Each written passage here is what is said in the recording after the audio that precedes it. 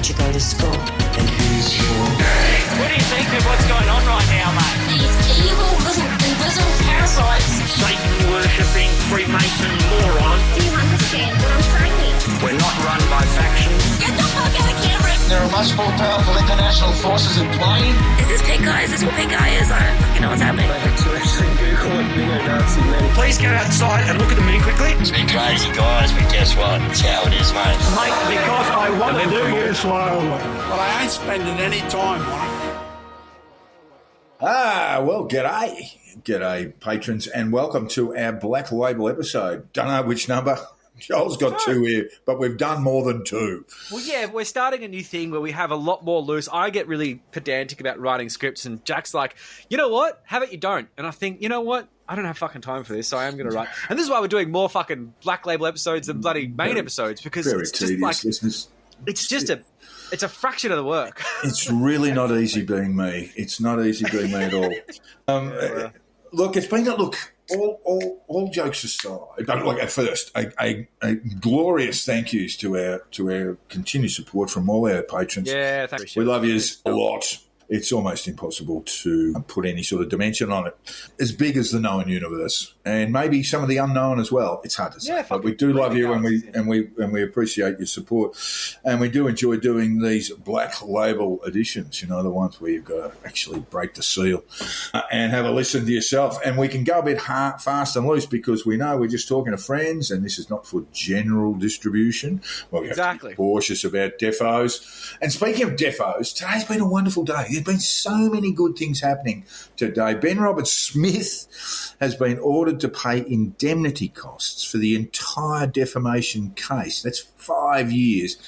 There was an offer there that he would pay to one of the parties or the date of one of the parties' attempts to settle with him, but the judgment now has come down, and it will go all the way to the point where he instigated defamation proceedings.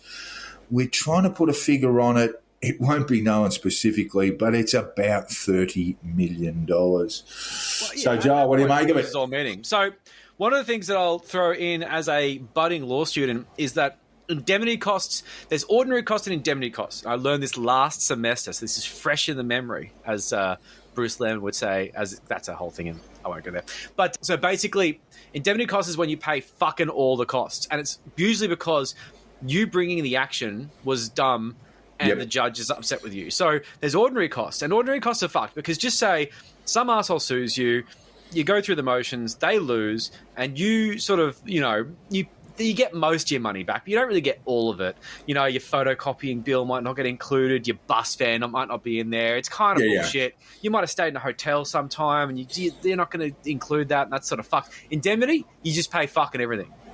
Yeah. You eat shit. It's like we've got a legal principle that you don't pay damages in these sort of situations, and it's a weird thing, and it shouldn't exist in my opinion. But with these situations there, it is one of the bigger fuck yous the judge can give you. So indemnity costs, that's what it is. And it is definitely back a couple of years, but now it's the full 5 and somewhere in the order of $30 million on top of his own costs as well. Well, yes, those ones were covered by 7 West. To what degree he's been indemnified, and we're not quite sure by Kerry Stokes and what will continue to be the case there. But this is a little bit like the Lemon case, which we don't want to go into because it's subject to judgment, a little bit like the Lemon case where, you know, someone sort of narrowly escapes a judgment in this serious one case, and thinks like normal people would go, whew, that was close. I better go and live a good life. Yeah. No, I'm going to fight everyone. I'm going to sue everyone.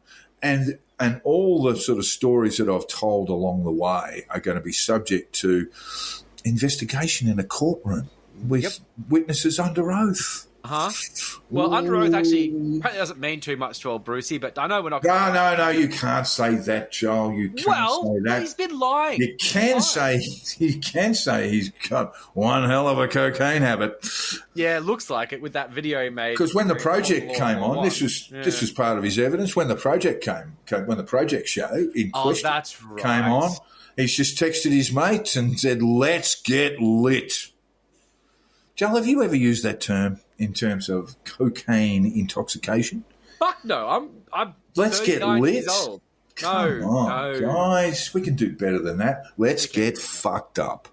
Yeah, you know, Let's get fucked let's up. just get some bags. You know, that's totally fair. This is very yeah. sad. Anyway, so the lemon matter is subject to judgment over. Well, I would think over the next few months you would probably find out about that New Year. But it is one of those. You know, it's hubris that makes people go, "Yeah, I think I'll sue some people. I've narrowly escaped the clutches of corrective services, so I'm going to sue a bunch of people." Yep. And my reputation, such as it is, I'm suing to protect my reputation, which will be trashed in the process. Unfortunately, that will really stop his ability to get bags in the future because bags cost quite a lot of money. And he won't have a job. No credit. No credit. The other beautiful thing, well, there have been quite a few, but one of the other beautiful things is Craig Kelly has been convicted for a breach of the public health orders or failing to comply. It's in the Daily Telegraph. I haven't been able to check it out. And I think it's where the refusal to wear a mask, but I could be wrong. Anyway, he's a convict now. Hello, Craig. You convict.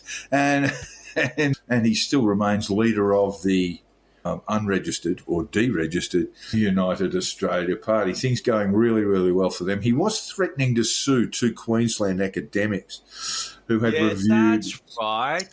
I don't know where that is, but they did a paper on him.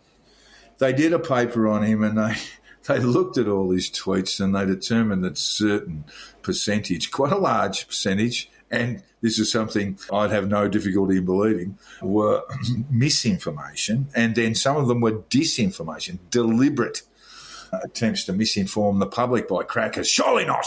But so I don't know where that legal action is, because it would in fact be another BRS. This guy will be waltzing the corner. I'm going to protect my reputation as a man of truth and honour, and then they just have to basically go through the processes, what he'd done, what research he'd conducted in order to make these tweets and various social media statements.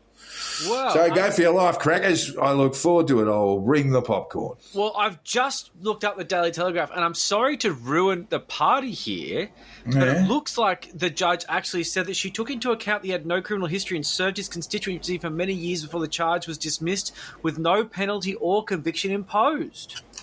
Oh, no convict. Bugger! No conviction. Yeah, well, that'll get him past the first one, and that's it. Yeah. He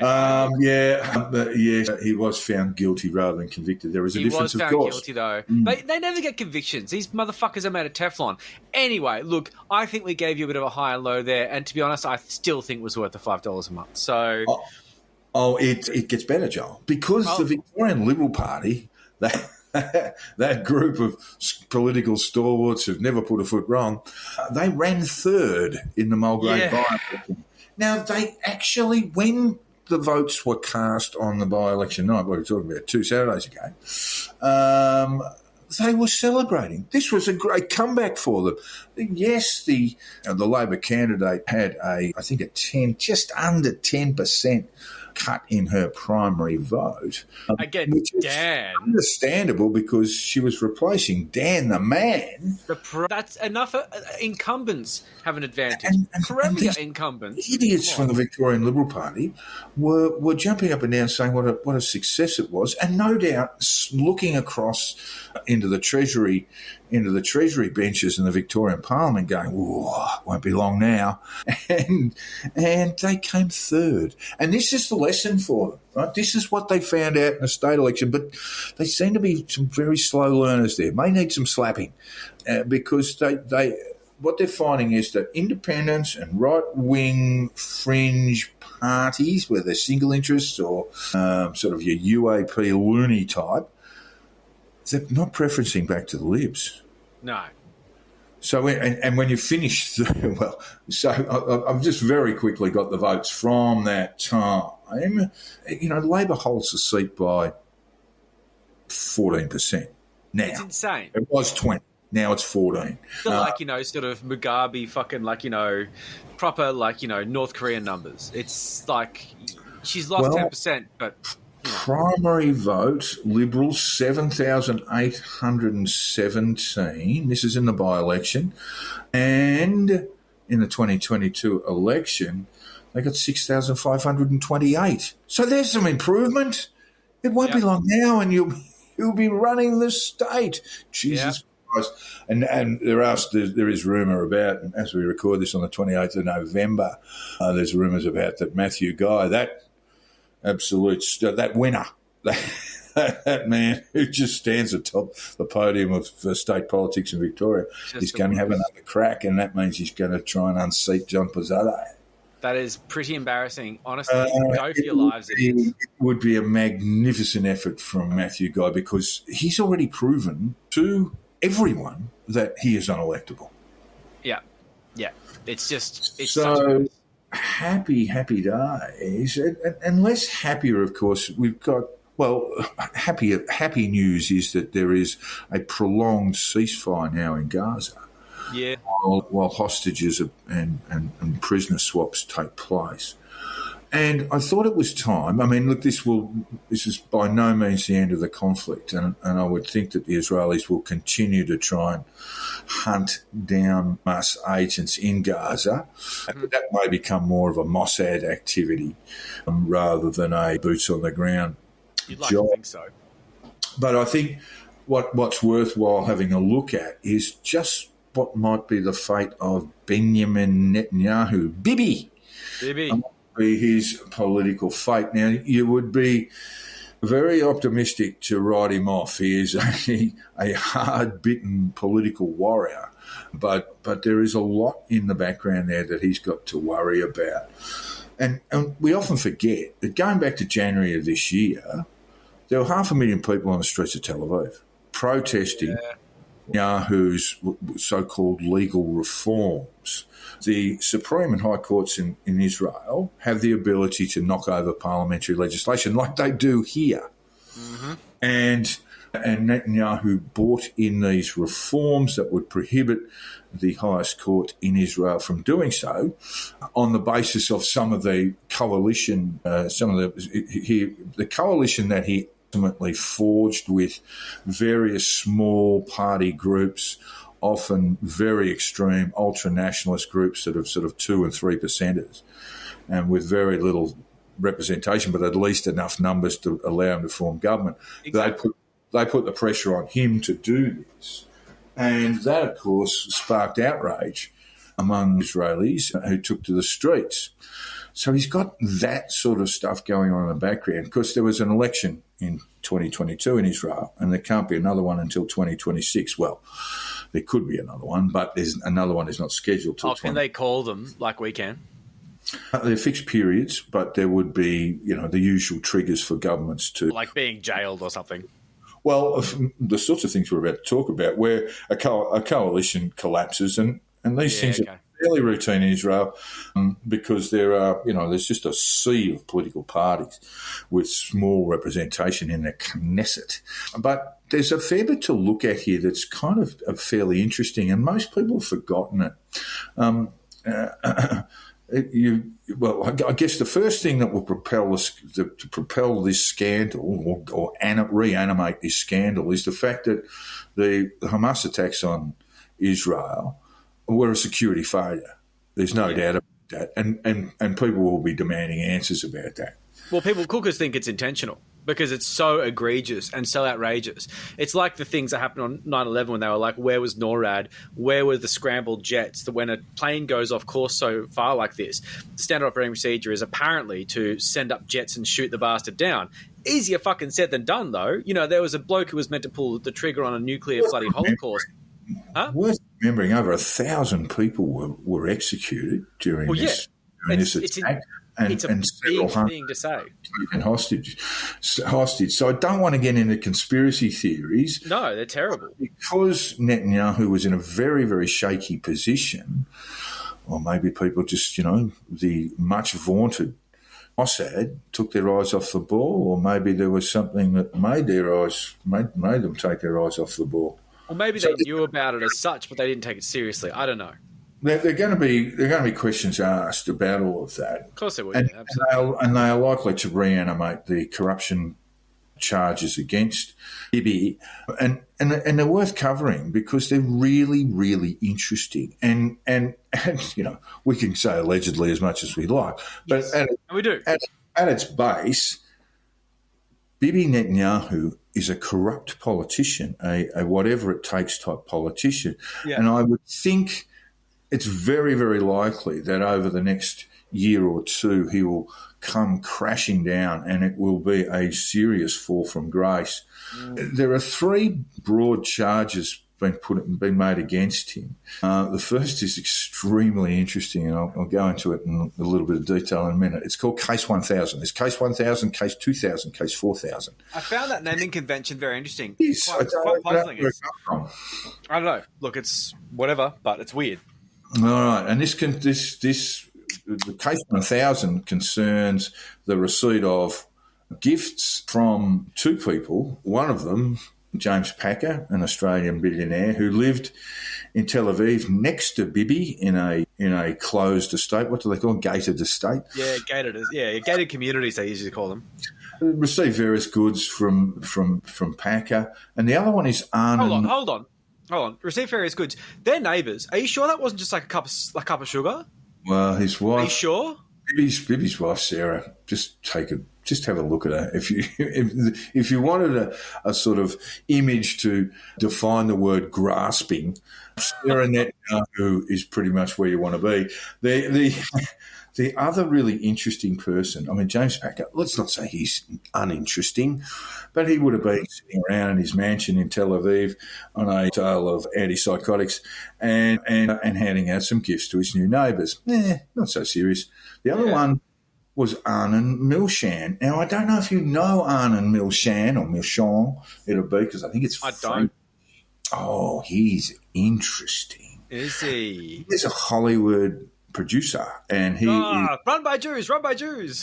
But he wasn't always a Hollywood producer. He's a billionaire, considered a billionaire, and he looks like, whenever you see him, he's a fair old age now, be well into his 70s, and shaved head. He looks like he's just stepped out of a glass case. He's beautifully attired and so forth. I read an interview that he did with Cigar Aficionado. Really soft sort of treatment of him. But Arnon Milchan is ex-Mossad. Okay. Where did he get his billions from? Well, you look at some of the movies he's done. He did LA Confidential. He's got quite a good list of movies, and then some absolute trash that went straight to video sort of stuff. But no one's going to say too much about it. But it's very likely that Arnon Milchan was in Mossad and had a key role many, many years ago in getting, if not the kit, then at least the infrastructure or the architecture in place for Israel to become a nuclear state. Ooh. So he is, shall we say, a bit of a super spy, and I presume fairly well rewarded for all his work. You would like to think so. That's an achievement that you'd like to be able to buy a furniture set with that. Yeah. Yeah, well, there you go, patrons. With James Packer, you will know. But Arnon Milchan, that's Arnon, Milchan, Milchan. I think that's the Australian pronunciation of Milchan, by the way. I imagine so, yeah. I think it's Milchan. Very, very interesting character. Yeah, that sounds pretty interesting. Yeah. Anyway, so the allegations around this, and Case 1000 is not nearly as bad as Case 2000, 4000. But so does it get worse as the numbers go up, or is 4000 not that bad? Grasping dumpy wife Sarah received various goods from the businessman, mainly cigar boxes and cases of champagne. Well, they were allegedly